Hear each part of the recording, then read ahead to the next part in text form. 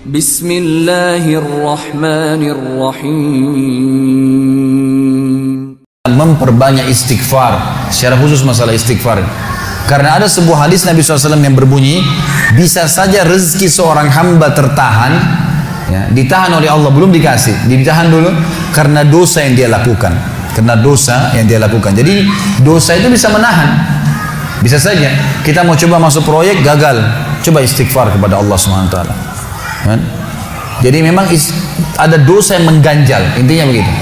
Pernah ada 3 orang datang kepada Hasan Basri rahimahullah, seorang ulama tabi'in yang masyhur. Datang 3 orang ini, dan Hasan Basri ini juga terkenal dengan kesolehannya. Kalau ngomong selalu surga, neraka, rahmat dan taubat dan azab. Itu saja berputar perkataannya Hasan Basri rahimahullah. Jadi orang sering datang ke rumahnya minta nasihat. Ada 3 orang datang satu hari, antri di rumahnya. Yang satu masuk mengatakan, wahai imam, wahai kiai, wahai ustaz, saya sudah lama menikah dengan istri saya ini, tapi belum dapat anak. Sudah 10 tahun nikah nggak dapat anak. Kami sudah ikhtiar ke tabib ini, minum itu, tapi belum juga Allah takdirkan. Apa saran Anda? Maka kata Hasan Basri, perbanyak istighfar.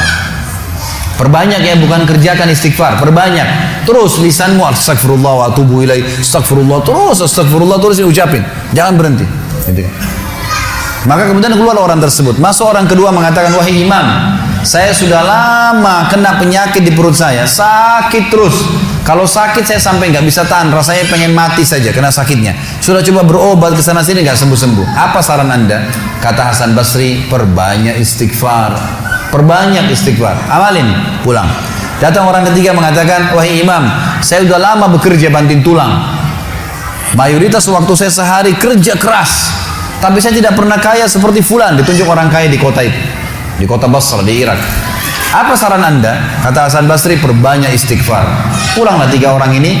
Lalu kemudian istri Hasan Basri bertanya, wahai suamiku, ketiga orang ini tadi butuh, satu mungkin dikasih modal, mungkin satu ditunjukkan tabib yang tepat, mungkin obat. Kenapa Anda cuma suruh istighfar saja?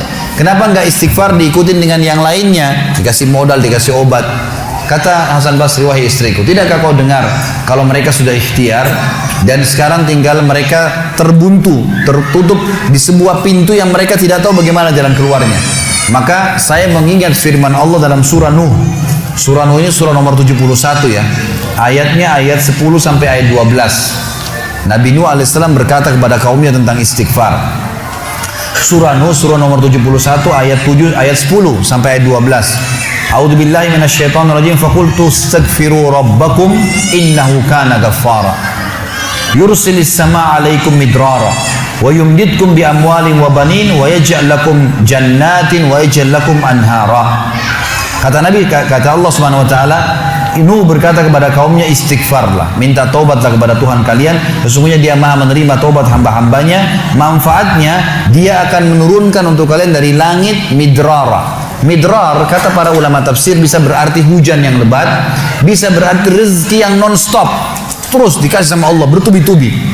Dan dengan istighfar Allah akan memperbanyak harta dan keturunan kalian, dan Allah akan jadikan kebun-kebun kalian lebat, dan Allah akan suburkan juga seluruh sungai-sungai kalian.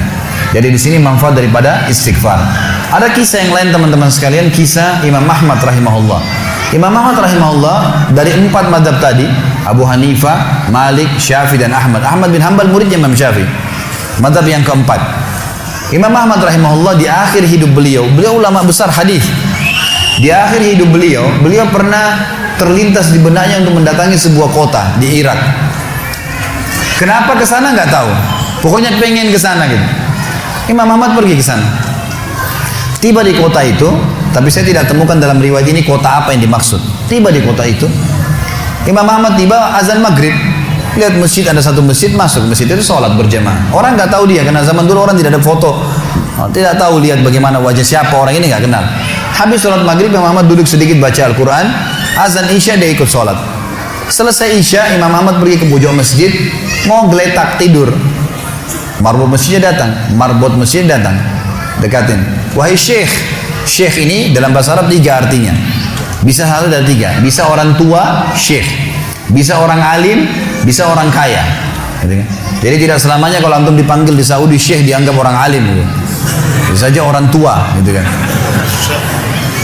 Dipanggil, hai syekh, orang tua maksudnya. Ngapain anda di sini? Kata Imam Ahmad, saya musafir, nggak kenal orang siapapun di kota ini. Besok pagi saya mau pergi, nggak ada tempat nginap, saya mau nginap di sini. Karena zaman dulu nggak ada penginapan-penginapan kayak kita sekarang, banyak hotel segala gitu. Kata marbotnya nggak bisa, masjid nggak boleh tidur.